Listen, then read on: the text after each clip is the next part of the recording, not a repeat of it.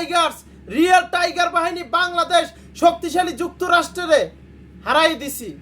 কোনো উইকেটই পারে নাই। 10 উইকেট আমরা জিতে গেছি। শক্তিশালী যুক্তরাষ্ট্রে আমরা হারাই দিছি।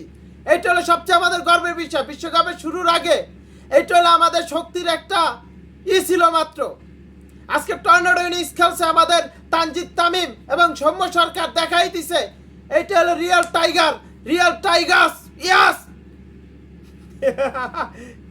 এই জয় আমাদের মন ভরে নাই, কারণ বাংলাদেশ তারা সিরিজ হারছে, মান সম্মানটা বাঁচাইছে। আমার মান সম্মানটা বাঁচানোর জন্য ধন্যবাদ তোমাদের।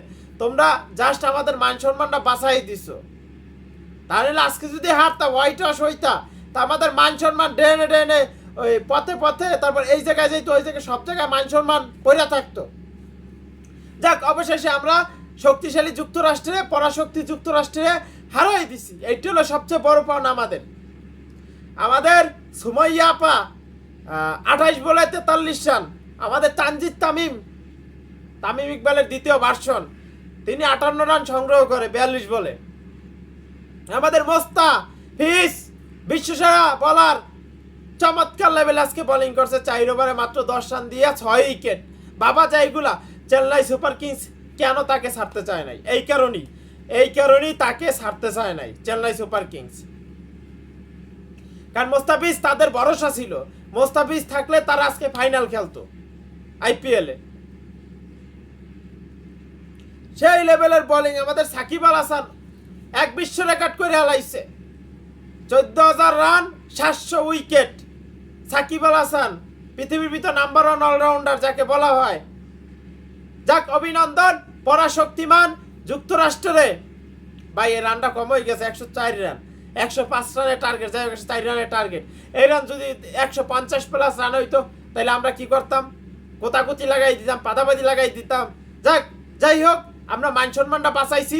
শক্তিশালী পরাশক্তিশালী যুক্তরাষ্ট্রে হারাই দিছি। এইটা হলো আমাদের সবচেয়ে পাওনা।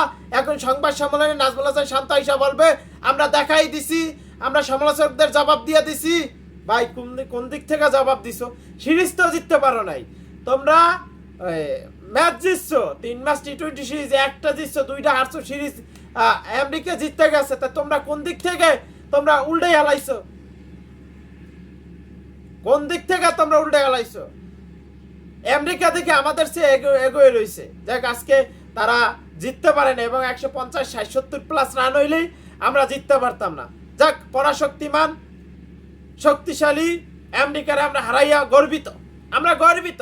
বিশ্বকাপে এবার দেখাই দিব, বিশ্বকাপে এবার দেখাই দিবে টাইগার বাহিনী, নাজমুল হাসান শান্তর বাহিনী।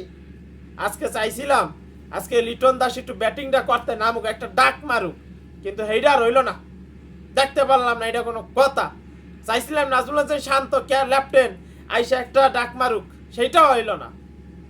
আমাদের 2 হার্ড হিটার ব্যাটসম্যানই ম্যাচ জিতাই দিছে। এইটাই তো দেখতে চাইছি আমরা। যাক, অভিনন্দন বাংলাদেশ ক্রিকেট টিম, টাইগার্স বাহিনী।